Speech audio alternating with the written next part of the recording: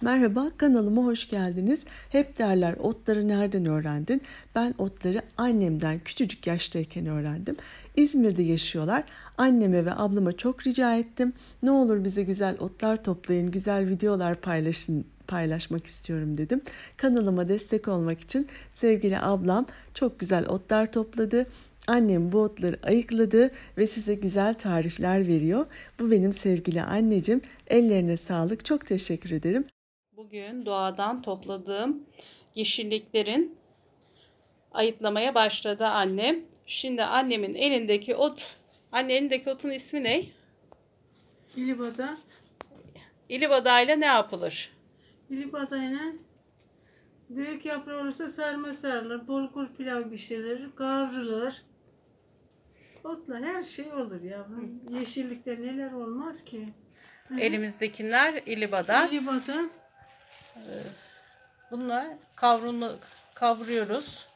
Kavrulur. Sarması olur. Sarması olur. Gözlemesi olur. Gözlemesi olur. Evet. Şimdi şu hangi ot? İnnelik. Tamam. Bu innelik. Yine de şöyle yakından çekelim. İnneliğin de kavurması çok güzel olur. Gözlemesi olur. Her şey olur. Gözlemesi de olur bunun. Kavurması da güzel olur. Yaptıktan sonra her şey güzel olur. Bu iğnelik.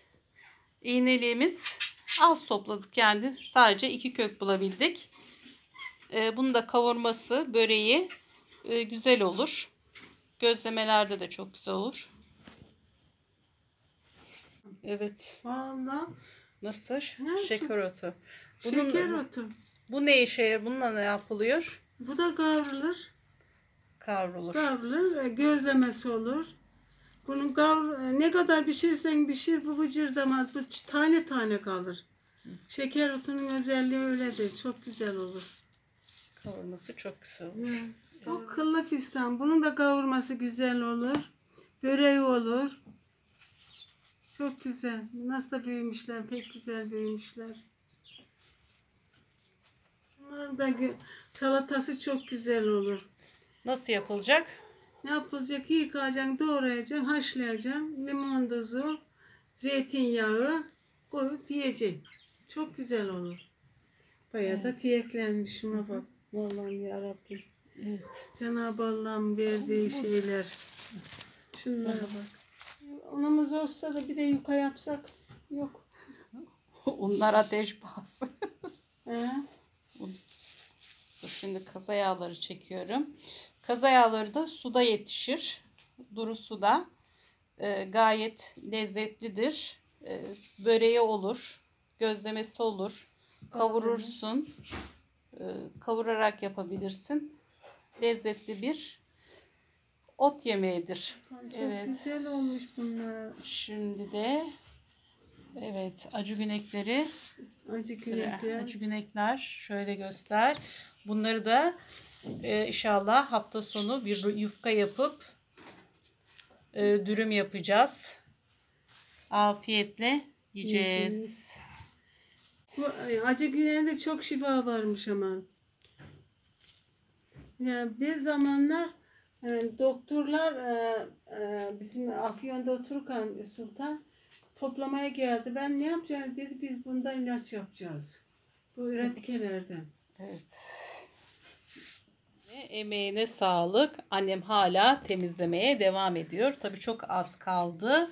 Senin eline sağlık kızım. Eline emeğine Evet. sağlık. Sen topladın, sen getirdin. Şimdi bunlar da bugünkü bizim karışık otlarımız. Evet.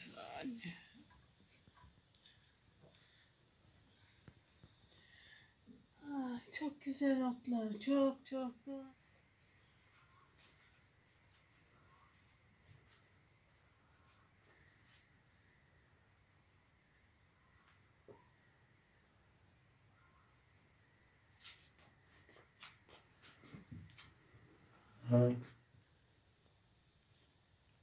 Doğadan topladığımız yeşillikleri şimdi şeker otundan başladım doğramaya. Şeker otunun salatası olur, kavurması olur, gözlemesi olur. Çok iyiymiş o. Bütün bir şifa varmış ebe gümecinde. Şimdi pırasa da doğruyoruz. Karışık olması daha güzel olur. Şimdi pırasayı doğruyorum. Şimdi kırlı fistanları doğramaya başladım. Anne bunları tek tek de kavursak nasıl olur? Tek tek de olur kızım. Karışık kavurmakta daha güzel. Değişik tat verecek. Her otun bir ayrı tadı var. Komşumuz Saime 7 çeşit otu toplarsan, kavurursan çok şifa olduğunu söyler. Demek ki 7 çeşide tamamlayacağız. Tamamlayamayız dedim. Evden de bir tane soğan doğradın mı tamam 7 çeşit olur diye söylemiştim. Ama bugün bizim doğradığımız o yeşillikler 7'den fazla oldu. Doğru, bizimki 7'den fazla. Evet, bugün 7'den fazla oldu. Anne sen bunları nerede öğrendin? Hangi otların nerede, nasıl yapılacağını? Afyon'da mı öğrendin? İzmir'de mi daha çok öğrendin? Afyon'da da öğrendim ama İzmir'de daha çok öğrendim. Neden dersen İzmir'e gittim topladım geldim. Elim boş olduğu zaman. Afyon'da iş çoktu. O da zaman olmazdı. İzmir'de daha çok öğrendim. Şu anda labada ya da ilibadayı.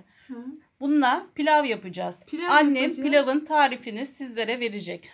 Önce bir yağını koyacağız. Yağından sonra bir soğan doğrayacağız. Bulguru saldıktan sonra bulgur birazcık pişecek.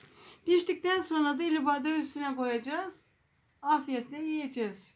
Bulgur pilavı yapmak için. Ama çok güzel olur bulgur pilavında ilibadanın karışıkça bol yan ilibada koysak daha güzel olur. Bulguru ne kadar koyacağız? Tabii bulguru az koyarız. Bir çay bardağı yeterlidir herhalde. Yeter. Yani ilibadanın fazla olması daha iyi. Turpotunun salatasını yapacağız. Haşlayacağız. Haşladıktan sonra zeytinyağı, limon döküp yiyeceğiz.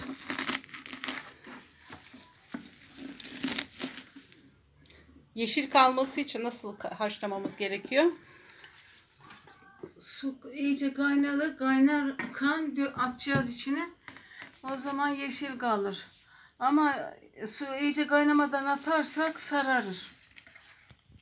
Su iyice kaynar olduğu zaman yeşil kalır. Bu güzel ot çeşitlerinden güzel bir kavurma ve börek yapacağız.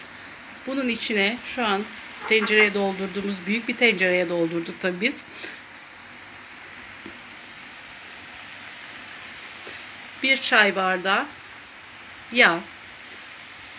İsteyen zeytinyağlı yapabilir. Arzuya göre tuz.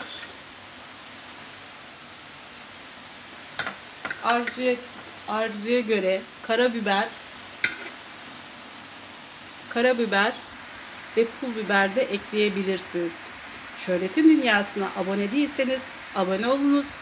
Sevgiler, saygılar, afiyetle yemek nasip etsin cümlemize. Ağzına kadar dolu otlarımız şu an tencerenin neredeyse yarısına inmiş durumda. Şu an karıştırmadım. Pul biber ve karabiber attım. Biraz da ilibada attım içine. Daha lezzetli olsun diye. Ot kavurması. Bunu yumurtalı yapabilirsiniz. Yumurtalı olarak tüketebilirsiniz. Yoğurtlu sarımsaklı olarak tüketebilirsiniz. Biz bununla hem börek hem gözleme yapacağız. Bunu akşam yiyeceğiz. Bunları da 2 kaba koydum. Bunları da difrizere atacağız. Dediğim gibi bunları da farklı bir günde gözlemesini ya da böreğini yapacağız. Afiyet olsun. Beğenenler beğenmeyi unutmayın.